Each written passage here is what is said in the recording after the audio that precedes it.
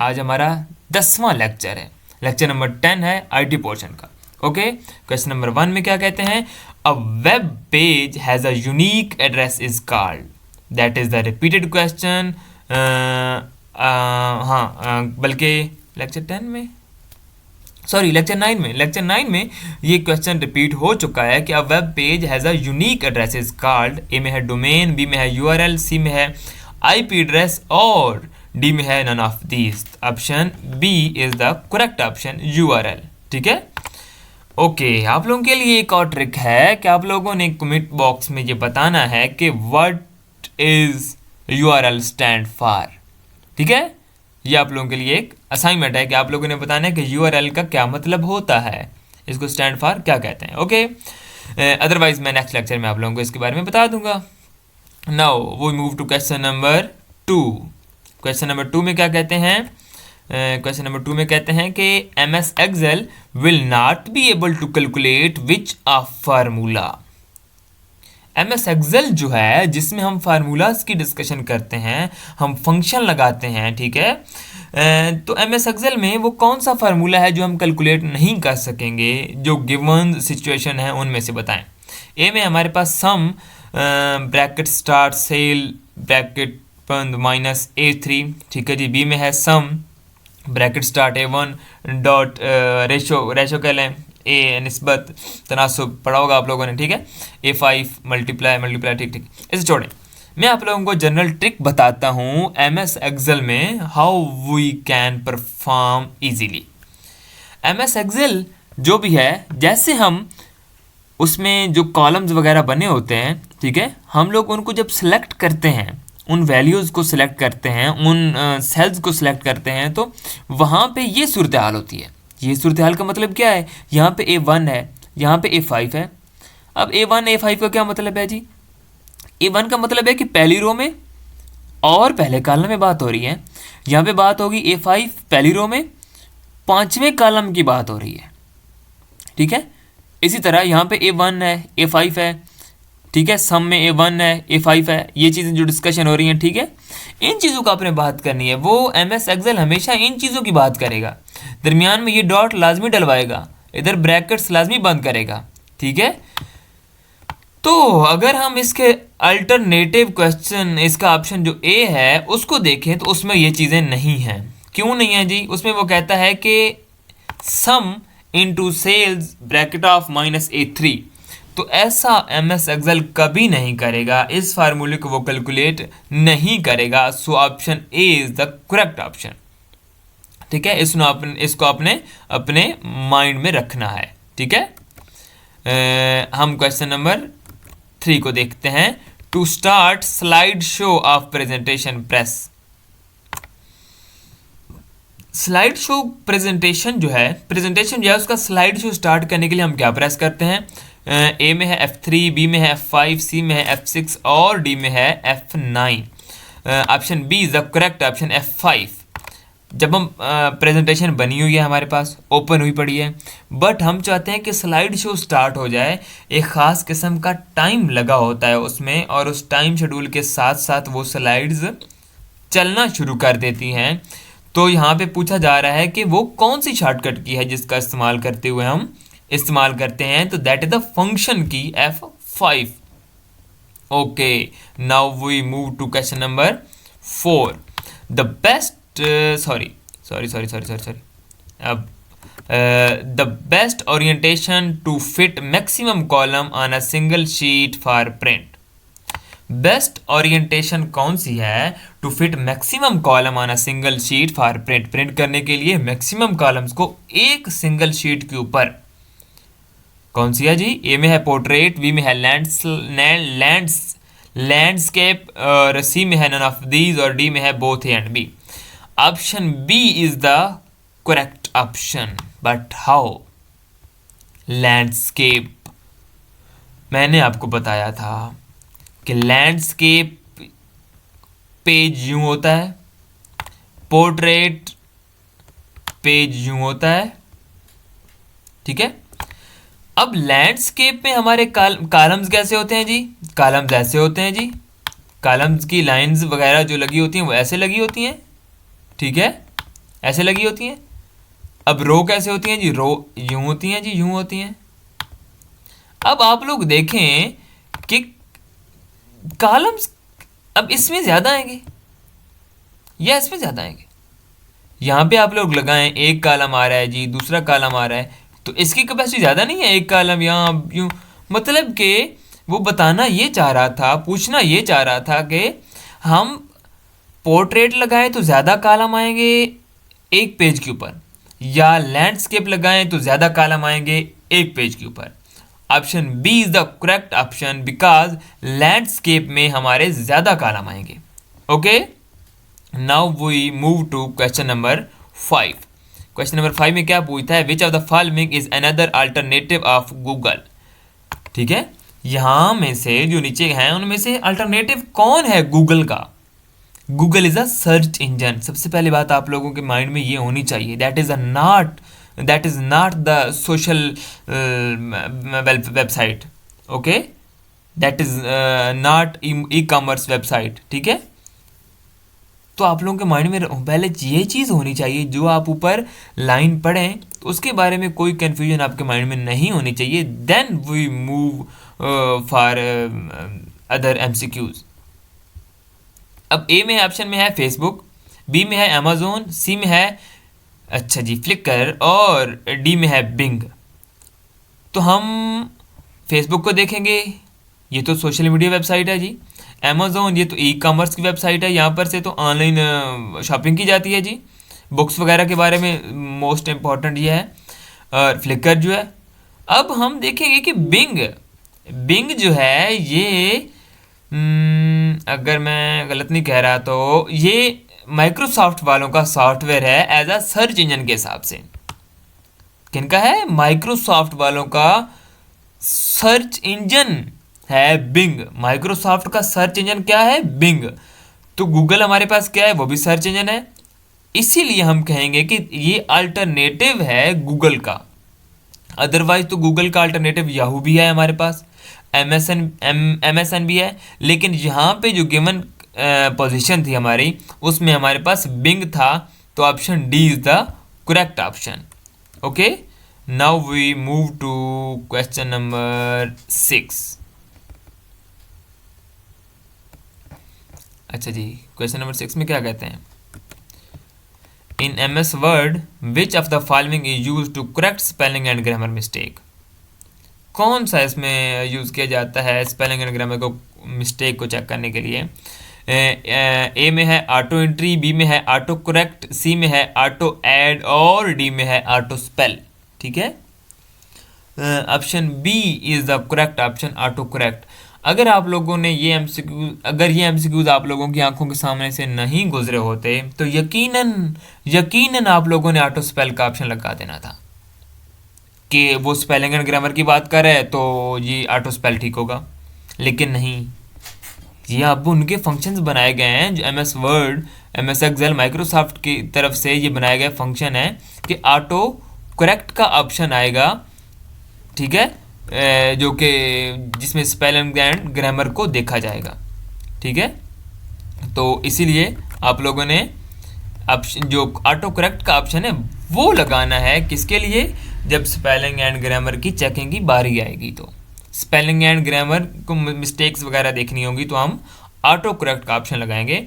और अगर MS word में आप लोग ये देख रहे हैं तो जो लेटेस्ट है MS ऑफिस 2016, ठीक है, उसमें वो क्या करता है, उसमें वो आपको एक पॉपअप बॉक्स ओपन हो जाता है, उसमें वो आपको सारे वर्ड्स गिन के दे देता है, इतने वर्ड्स हैं जी, इतनी गलतियां आ रही हैं, इतनी ग्रामर की गलतियां आ रही हैं। उसमें आप एक ही क्लिक पे दबाते जाएं कि आपने इसको इग्नोर करना है या इसको चेंज करना है। अगर चेंज करना है तो वो भी ऑप्शन देगा, इग्नोर करना है वो भी ऑप्शन देगा। ठीक है, तो इसका ऑप्शन बी दुरुस्त है, auto correct. Question number 7। Question number 7 क्या है, ए is a data communication system within a building, campus or between nearby building। ए में क्या कहता है कि communication system with in a building, campus या बिटवीन नियर बाई। ठीक है, तो वो हमारे पास ऑप्शन ए है वैन, बी में है लैन, सी में है मैन और डी में है none of these. Option B is the correct option, LAN, local area network, because हम एक ही बिल्डिंग की बात कर रहे हैं, ठीक है, मतलब कि connection with in a building, ठीक है, या कोई करीब करीब की कोई बिल्डिंग है तो हम लैन की बात करेंगे, लोकल एरिया नेटवर्क। ये तीन हैं, लैन, वैन और मैन। लैन में हमारे पास क्या है, वाइड एरिया नेटवर्क, लैन में है लोकल एरिया नेटवर्क और मैन में है मेट्रोपॉलिटन एरिया नेटवर्क। हम वाइड एरिया नेटवर्क में हम क्या बात करते हैं और मेट्रोपॉलिटन एरिया नेटवर्क में क्या बात करते हैं। जो MEN है मेट्रोपॉलिटन एरिया नेटवर्क, उसमें हम क्या बात करते हैं कि इसमें हम एक सिटी के अंदर मुख्तलिफ बिल्डिंग्स को, फॉर एग्जांपल कॉलेज के कैंपस हैं, हम कहते हैं कि हमारे जो इस शहर के अंदर 3 कैंपस हैं, 4 कैंपस हैं, हम चाहते हैं कि उन सारों का आपस में कनेक्शन बन जाए, तो हम मैन वाला ऑप्शन सेलेक्ट करेंगे। इस मेथड को इस्तेमाल करते हुए हम वहाँ पे कम्युनिकेशन सिस्टम बनाएंगे, data communication system.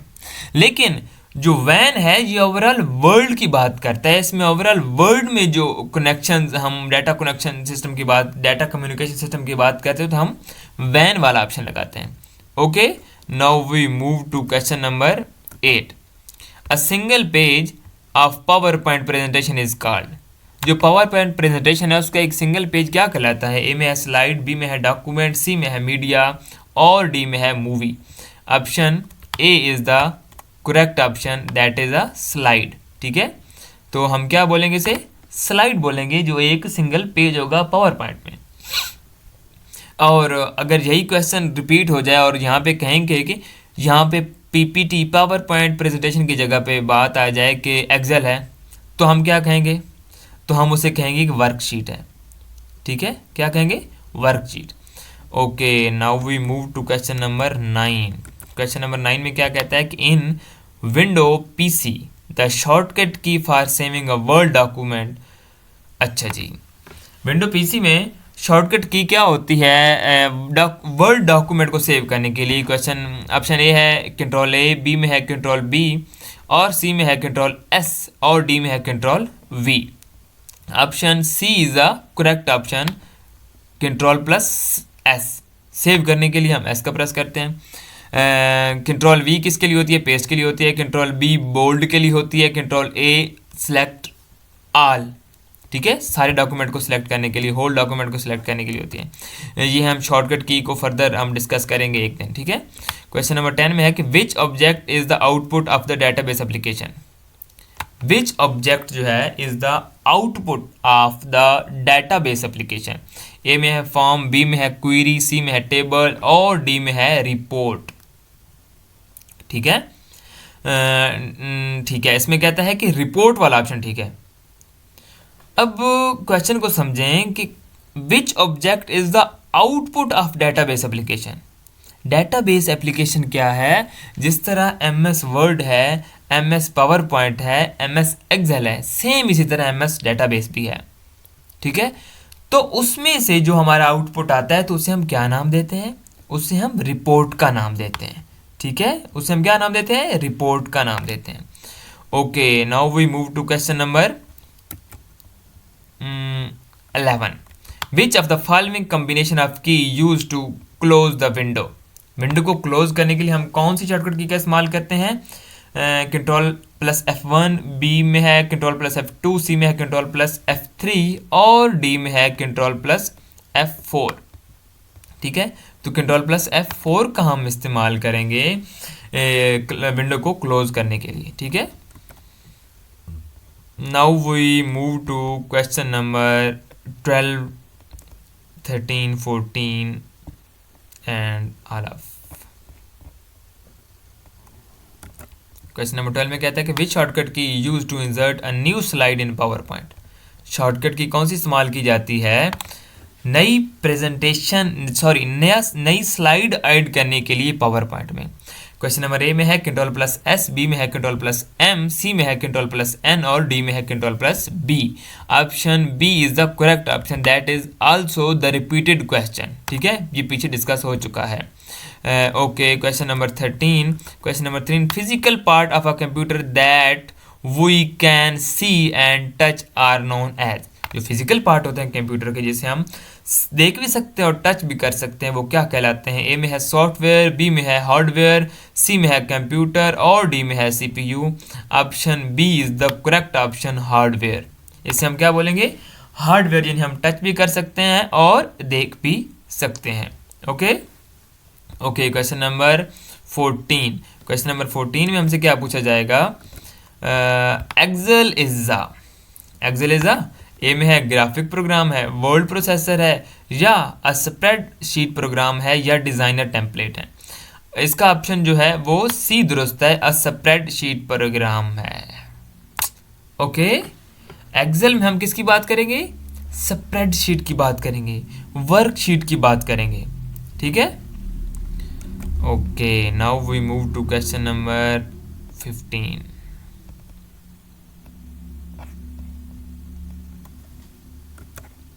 Which of the following is a binary number? Which of the following is a binary number? अच्छा जी, बाइनरी नंबर क्या होते हैं? ए में है 1001, बी में है 1002, सी में है 1003 और डी में है 1004।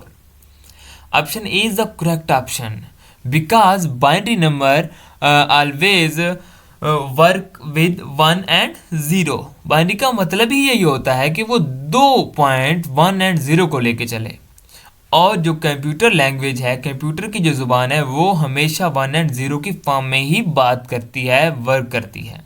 ठीक है, इसी तरह के कंप्यूटर साइंस में 2 या 3 और हैं जिन्हें हम, फॉर एग्जांपल ये बाइनरी है, फिर एक ऑक्टल आता है जिसमें हम 08 को लेके चलते हैं, फिर हेक्साडेसिमल आता है जिसमें हम 16 को साथ ऐड कर लेते हैं, 0 और 16 को। ठीक है, तो आप लोगों ने जो इस क्वेश्चन में है कि बाइनरी नंबर क्या है, तो आपने 1001 को लेके चलना है, तो option A is a correct option. Okay, now we move to question number 16।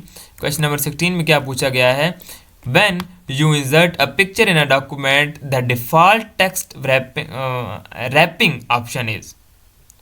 ठीक है, जब हम पिक्चर ऐड करते हैं किसी डॉक्यूमेंट में, तो डिफॉल्ट टेक्स्ट रैपिंग ऑप्शन क्या होता है हमारा?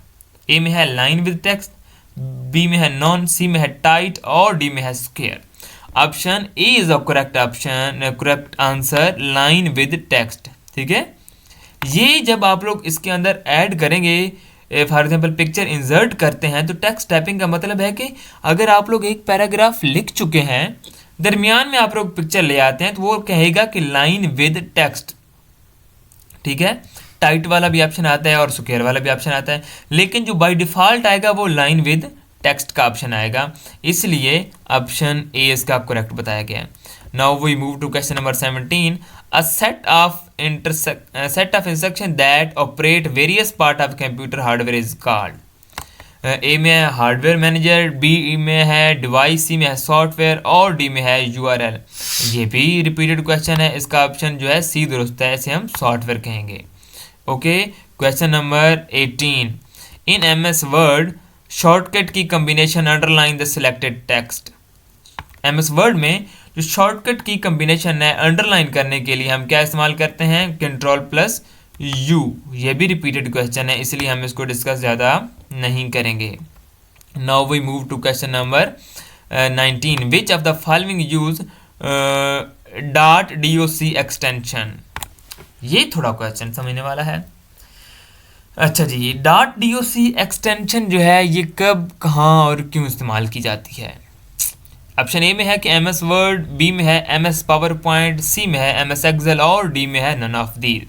तो आप लोगों ने अपने माइंड में रखना है कि DOC ये डॉक्यूमेंट को शो कर रहा है, और हम वर्ड में हमेशा डॉक्यूमेंट की बात करते हैं। In which M S powerpoint, ठीक है, इसमें हम .ppt की बात करेंगे। In which M S Excel we talk about .exl, Excel की बात करेंगे। ये एक्सटेंशन होती हैं। क्या जब वर्ड का डॉक्यूमेंट हम सेव करते हैं तो उसमें कौन सी एक्सटेंशन इस्तेमाल होती है? .doc की। इसका मतलब ये है कि जब हम फाइल सेव करने लगते हैं या वर्ड की जहाँ भी फाइल पड़ी होती है उसके साथ .doc या .docx का भी ऑप्शन आ रहा होता है, ठीक है, जो मोबाइल्स में छोटे मोटे सॉफ्टवेयर हैं उनके थ्रू, ठीक है। तो इसका ऑप्शन जो है वो ए दुरुस्त है, option A is the right option, MS word. Okay, word question number 20 जो है, क्वेश्चन नंबर 20 में हम क्या बात करेंगे कि Word is a shortcut key to create a copyright symbol, ठीक है। Create a copyright symbol, A में है Alt+C, बी में है Ctrl+C, सी में है Alt+Ctrl+C और डी में है Alt+Shift+C। Option C is the correct option, Alt+Ctrl+C। Alt+Ctrl+C जो है ये क्या करता है, ये कॉपीराइट का ऑप्शन ऐड कर देता है जब हम कहीं पर भी कोई चीज़ राइट कर रहे होते हैं, ठीक है। कॉपीराइट का ऑप्शन क्या होता है, ये स्मॉल सा एक गोलदारा बना होता है और उसके अंदर सी मेंशन होता है,